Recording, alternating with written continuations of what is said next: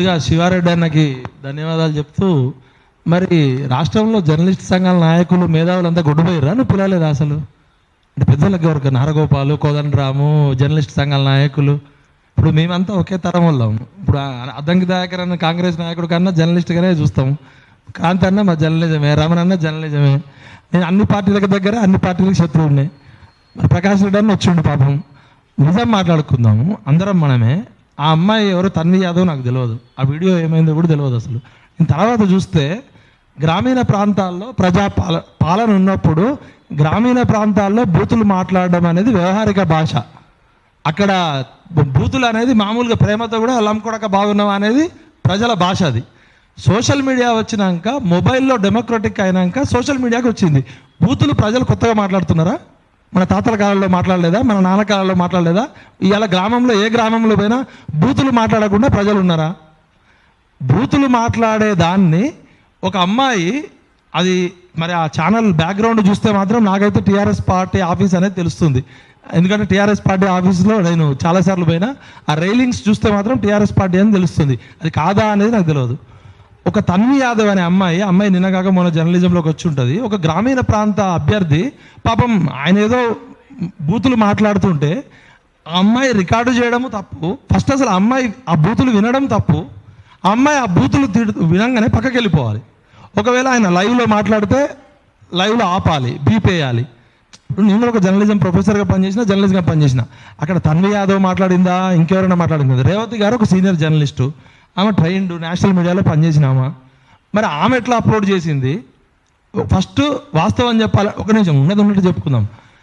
గొంగట్లో కూర్చొని ఎంటకలు ఎదుర్కొంటున్నాం. ఒక పార్టీ ఆఫీసులో ఒక గ్రామీణ ప్రాంతం తెలవనోడిని తీసుకొచ్చి ఆయన ఏదో పాపం మాట్లాడితే దాన్ని అప్లోడ్ చేసి రేటింగ్స్ కోసం పెట్టడం అనేది తప్పు. అసలు ముందుకెళ్తే అసలు తెలంగాణలో ఈ భాష ఎవరు నేర్పారు మనకి? ఆంధ్ర తెలంగాణ ఉద్యమం నడిచినప్పుడు యథేచ్ఛగా ఏదైనా అన్నది ఎవరు చెప్పారు? అప్పుడు ఒక ఉద్వేగం ఉంది. ఆంధ్రలోని విలనంగా చేసే ప్రక్రియలో మన అందరం తిట్టినాం. కేసీఆర్ గారు మన అందరికీ ఒక మార్గదర్శకం అయ్యిండు. అప్పుడు ఆయన మాట్లాడిన భాష, మాండలికము, భాష మీద పట్టు మనందరికీ ఒక డైలాగ్ అయింది. ఇవాళ గొంగట్లో కూర్చుకొని ఇంటికి లేవద్దు. ఇక్కడ ఉన్న అమ్మ ఒక్క నిమిషం తల్లి, ఇవాళ హరగోపాల్ సార్ ఏం చేస్తున్నాడు, కోదండరామ్ సార్ ఏం చేస్తున్నాడు, అమర్ ఏం చేస్తున్నాడు, ఈ సమాజానికి మార్గదర్శకంగా ఉన్న జర్నలిస్ట్ సంఘాలు ఏం పిక్తున్నాయి అంటే నువ్వు పిలవలేదా? మరి పెద్దోళ్ళని పిలవలేదా?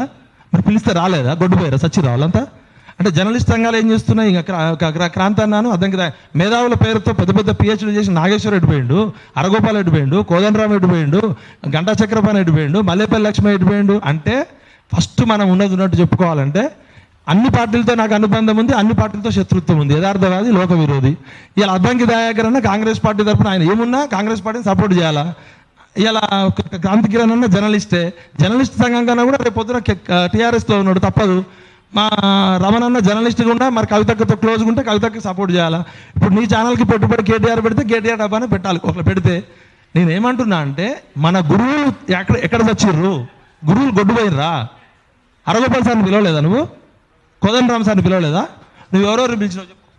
ఏమంటున్నా అంటే మనం కూడా వాస్తవాన్ని విశ్లేషించుకోకపోతే ఈ మీటింగ్ పెట్టి పీకడానిక మేమందరం వచ్చింది దేనికి? ఇప్పుడు మనం జర్నలిజంలోకి 20 ఏళ్ళు ఉన్నోళ్ళం అందరము. ఇలా గ్రామీణ ప్రాంతాల్లో మొబైల్ వచ్చినాక సో ఇది ఎవరి కంట్రోల్లో ఉందా? మోడీ కంట్రోల్ చేస్తాడా? రేవంత్ రెడ్డి కంట్రోల్ చేస్తాడా? కేసీఆర్ కంట్రోల్ చేస్తారా? మనం ప్రసారం చేసేది గౌరవంగా ఉండాలి, మన గౌరవాన్ని కాపాడే విధంగా ఉండాలి. నేను కూడా ఎన్నోసార్లు నోరు జారిన కేసీఆర్కి నేను పెట్టిన తిట్లు, నేను తిన్నాను తిట్లు, భూమి మీద ఎవరు తిట్టలే. పొరపాటు చేస్తాం. ఆ పొరపాటుని రాజకీయ నాయకులు కంటిన్యూ, యథా రాజా తదా ప్రజ. కేసీఆర్ గారు ఎన్ని మాట్లాడినా మనం ఆందోళన తిడుతున్నప్పుడు అబ్బాయి ఏం తిట్టిండు చంద్రబాబు నాయుడు అన్నాం. అదే మనకు రివర్స్ అయి తిడుతున్నప్పుడు మనం ఏది నేర్పితే అదే వస్తుంది. ఇవాళ అవునన్నా కాదన్నా సమాజంలో ఒక 14 ఏళ్ల పాటు ఉద్యమాన్ని నడిపి మనందరికీ ఒక తెలంగాణ తీసుకురావడంలో కీలక పాత్ర పోషించిన కేసీఆర్ గారు మా ఎంఏ లిటరేచర్ అయ్యుండి మాండలికం మీద ఆయనకు పట్టుంది కాబట్టి ఆయన దాన్ని అనుకూలంగా మాట్లాడిండు, తిట్లుగా మాట్లాడిండు. ఆయనకి ఏది మాట్లాడినా ఇప్పుడు కేసీఆర్ మాట్లాడితే 1,00,000 మంది లైవ్ చూస్తారు. ఆయనకి భాష మీద పట్టుంది, పిట్టకథలు చెప్పగలడు, సొల్లు కబుర్లు చెప్పగలడు, కట్టుకథలు చెప్పగలడు, అందరిని ఒప్పియగలడు. కానీ అదే పందాలో మనము ఆంధ్రలోని కేసీఆర్ తిట్టిండు కాబట్టి మనం తిట్టచ్చు, కేసీఆర్ని తిట్టి రేవంత్ రెడ్డి సీఎం అయ్యిండు, రేవంత్ రెడ్డిని తిట్టి నేను సీఎం అవుతా. ఇప్పుడు కులమానం ఏంది? తీర్మానం మల్లన్నను చూసి ఎన్ని ఛానళ్ళు వచ్చినాయి? 100 యూట్యూబ్ ఛానళ్ళు వచ్చినాయి. ఇప్పుడు తీర్మానం మల్లన్న తిట్టి ఎమ్మెల్సీ అయ్యండి అని మనమే అంటున్నాం. తిడితే రేటింగ్స్ వస్తున్నాయి అంటున్నాం. మంచి సినిమా తీస్తే సక్సెస్ అవుతుంది, కానీ చెడు సినిమాలే తీస్తున్నారు అందరూ. ఇలా సోషల్ మీడియా మీద నియంత్రణ ఉందా? ఇలా మన జర్నలిజం సంఘాలు నిజంగా పనిచేస్తున్నాయా? నేనేమంటున్నా అంటే అక్షరానికి ఒక పవిత్రత ఉంది, దృశ్యానికి ఒక విప్లవం ఉంది. అక్షరాన్ని దృశ్యాన్ని నడి రోడ్డు మీద చేసింది ఎవరు? మనకి స్వీయ నియంత్రణ లేకనే కదా. ఇలా అంబుడ్స్మన్ సిస్టమ్ మనం ఎందుకు పెట్టుకోలేకపోయినాం? ఇలా నువ్వు ప్రజాపాలన అన్నావు, ప్రజాస్పందన అన్నావు, మీడియా తీరు అన్నావు. మరి ఇంత పెద్ద సెమినార్ పెట్టి రాష్ట్రంలో ఉన్న అసలైన మేధావులు, పదవులు అనుభవించిన వాళ్ళు, మనకన్నా గురువులు అన్న వాళ్ళు ఒక్కళ్ళు ఎందుకు రాలే? రామచంద్రమూర్తి గారికి బాధ్యత లేదా? పెద్ద పెద్దలు ఉన్నారు కదా. అంటే అనాథ అయిపోయింది సమాజం. సమాజంలో పౌర సమాజం పనితీరు ఎట్లుంటుందో ఆ సమాజం అన్ని రకాల దురవలట్లకు అవుతుంది.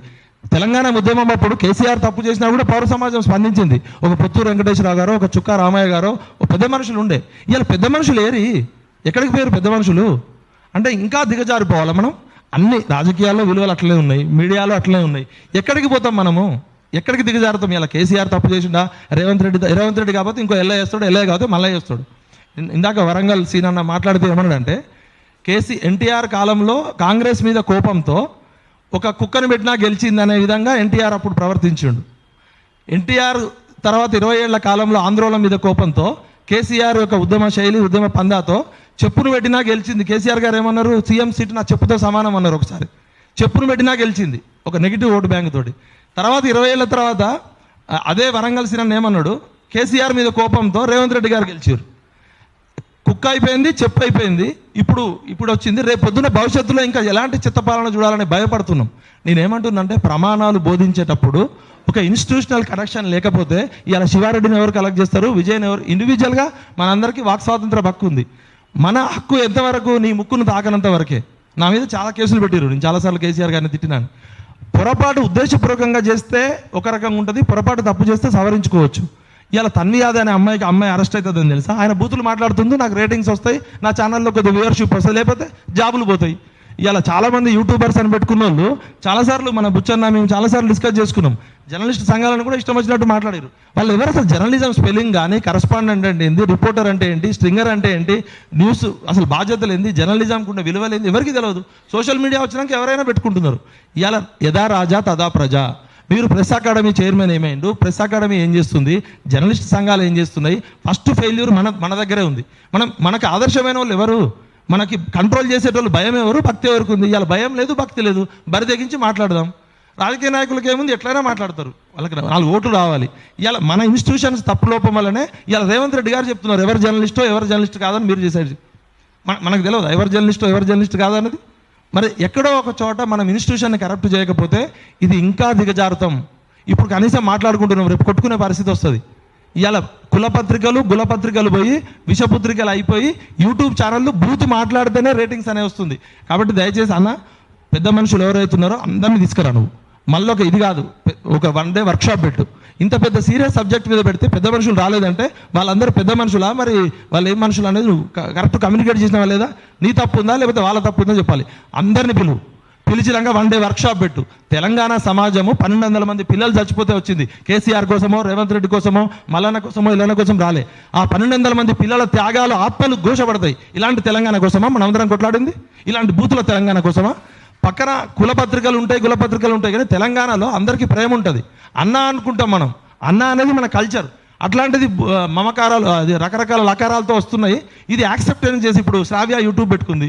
పొద్దున్న లేస్తే అమ్మాయి ఒక మాట్లాడుతుంటుంది, మల్లన్న మాట్లాడింది చూసి 100 ఛానళ్ళు వచ్చినాయి. ఇలా మల్లన్న ఆదర్శమా, పుల్లన్న ఆదర్శమా, ఎల్లన్న ఆదర్శమా? కాబట్టి ప్రెస్ అకాడమీ కానీ, ఈ జర్నలిస్టు సంఘాలు కానీ, మనం కానీ నిజాయితీగా మన తప్పుల్ని మనం ఒప్పుకోవాల్సిందే. ఇప్పుడు అన్న జర్నలిజం అంటే ఆయనకు ఉండదా? ఆయన జర్నలిజం చదువుకోలేదా? క్రాంతి అన్న జర్నలిస్ట్ కాదా? అక్కడ రాజకీయ పార్టీలో ఉన్నప్పుడు వాళ్ళని మనం ఏం అనలేము. కేసీఆర్ ఏదన్నా క్రాంతి అన్న తప్పు అనాల్సిందే. ఇవాళ రేవంత్ రెడ్డి ఏదన్నా అనాల్సిందే. ఒక మాట అన్నందుకు ఇవాళ 2 సంవత్సరాలు చూస్తున్నాం కదా. నేను ఇప్పుడు ఏమంటున్నా అంటే, జర్నలిస్టు సంఘాల్లో నిజమైన నాయకులు, ప్రెస్ అకాడమీ చైర్మన్లు, ప్రొఫెసర్లతో ఒక అపెక్స్ బాడీ అయ్యి అసలు ఎవరు జర్నలిస్టులో కాదో ఎవరు డిసైడ్ చేయాలో చేయి. ఫస్ట్ రాజకీయ నాయకులు డిసైడ్ చేయొద్దు. రేవంత్ రెడ్డి మాట్లాడుతాడు, ఆయన వాళ్ళ అమ్మని అక్కని చెల్లెనంటే మాట్లాడ్డా. నేను ఆ ప్లేస్లో ఉంటే ఎక్కువ మాట్లాడతా. కేసీఆర్ మట్టుకొని కచరా, పెద్ద ముక్కోడు, గద ముక్కోడు అని తిట్టలేదు అందరూ. రెండు రాజకీయ పార్టీల మధ్య కాదు ఇది. సమాజంలో పౌర సమాజం బాధ్యత తీసుకోవాలి. ఎక్కడో చోట మనమే స్వీయ నియంత్రణ పెట్టుకోవాలి. లేకపోతే ఇంకా దిగజారిపోయి కొట్టుకొని తిట్టుకొని తలకాయలు పట్టుకునే పరిస్థితి వస్తుంది.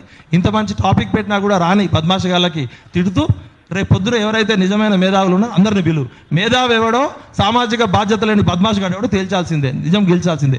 నాకు వయసు ఉంది 70 ఏళ్ళు, నీ పదవులన్నీ అనుభవిస్తా, నేను సీట్లు కూర్చుంటా, కానీ ఇప్పుడు మాత్రం రానంటే కుదరదు. లెఫ్ట్ కావచ్చు, రైట్ కావచ్చు, స్ట్రైట్ కావచ్చు. తెలంగాణలో ఇజమే నిజం, అదే జర్నలిజం. నిజం చెప్పే హక్కు ప్రతి ఒక్కరికి ఉంది, కానీ వ్యక్తిగతంగా కుటుంబ సభ్యులను తిట్టే హక్కు ఎవరికి లేదు. నేను 100 సార్లు తప్పు మాట్లాడినా 100 సార్లు క్షమాపణ చెప్పిన. కావాలని తప్పు చేస్తే కాదు, పొరపాటు జారొచ్చు ఎవరైనా. ఒక ముసలోడిని పాపం వాడేవాడు అడ్డ మీద కూలీని తీసుకొచ్చి వాడితో మాట్లాడించి ముఖ్యమంత్రిని తిట్టిస్తే ముఖ్యమంత్రికి కరెక్టే, ముఖ్యమంత్రి స్థాయి మాట్లాడి ఆయన రేవంత్ రెడ్డిగానే మాట్లాడుతున్నాడు. ఆయన వ్యక్తిగతంగా నా కుటుంబ సభ్యులు పెడితే నాకు చీమునెత్తుడు లేదా అంటున్నాడు. ఇలా రకుల్ రావు అని పెట్టినప్పుడు, డ్రామారావు అని పెట్టినప్పుడు, గోడలు దూకుతున్నప్పుడు భాష ఎక్కడ దాకా పోతుంది? మనం ఏం విలువలు నేర్పుతున్నాం? కాబట్టి ఖచ్చితంగా దీని మీద కవితని తైతక్క అని బాతాల పోషే అందరం ఇప్పుడు నన్ను తిడితే, నన్ను లమ్కొడక అని తిడితే అప్పుడు నాకు కోపం వస్తుంది, నేను తిడితే రాదు. నేనేమంటున్నా అంటే మనమే స్వీయ నియంత్రణ పాటించాల్సిందే. దీనికి మన తరం ఇప్పుడు మనమంతా 50 ఏళ్ళలో ఉన్నాం. రేపు పొద్దున ఆ శ్రావ్య వాళ్ళు ఇంకా రేపు పొద్దున ఇదే జర్నలిజం అనుకుని ఇంకా ఆ తిరుపతి వాళ్ళు ఇందాక అంటున్నాడు ఆయన, మళ్ళీ నన్ను చూసి ఇదే జర్నలిజం అనుకుంటున్నాడు. అబ్బాయి పేరు తిరుపతి. నేనేమంటున్నా అంటే ఫస్ట్ మనం ఇంటర్నల్గా కూర్చొని మనం చేసిన తప్పుల్ని మనం అంగీకరించాల్సిందే. గొంగట్లో కూర్చొని ఎంటికలు ఏరుకుంటే అది మనం మోసం చేసుకోవడం అవుతుంది. దయచేసి ఎవరైనా ఏమైనా హర్ట్ అయితే ఏమనుకోకండి. పార్టీలుగా ఎవరి ఐడియాలజీ వాళ్ళకు ఉంటుంది. ఇప్పుడు అన్న రైట్ 30 సంవత్సరాలు 40 సంవత్సరాల నుంచి ఆయన రైట్ పై సిన్సియర్గా పనిచేస్తున్నాడు. నాకు నచ్చకపోవచ్చు, అంకిత భావంతో ఎవరి ఐడియాలజీ వాళ్ళకి గొప్పగా ఉంటుంది. కానీ మనం డబుల్ గేమ్ ఆడి ట్రిపుల్ గేమ్ ఆడతామంటే మన ముఖం మీద మనమే పెండేసుకున్నట్టు ఉంటుంది. రేపు పొద్దున మనం ఏది ఇస్తే అదే రిటర్న్ వస్తుంది, ఇంకా స్పీడ్గా వస్తుంది. కాబట్టి కేసీఆర్ని తిట్టి రేవంత్ రెడ్డి ముఖ్యమంత్రి అయ్యిండు, రేవంత్ రెడ్డిని తిట్టి నేను ముఖ్యమంత్రి అవుతా, తిడితే గొప్ప జర్నలిస్ట్ అవుతా, 4 బూతులు మాట్లాడితే 4 యూట్యూబ్ వస్తుంది అనే ట్రెండ్ నడుస్తుంది. దయచేసి ఆ ట్రెండ్ పోగొట్టాలంటే మనమే బాధ్యత తీసుకుందాం. పబ్లిక్ ముందు కాకుండా మన ఇజ్జత్ మనమే తీసుకొని మన ఈగోని మనమే చంపుకుందాం. బయటోడు ఇజ్జత్ తీసే అవకాశం ఇవ్వకండి.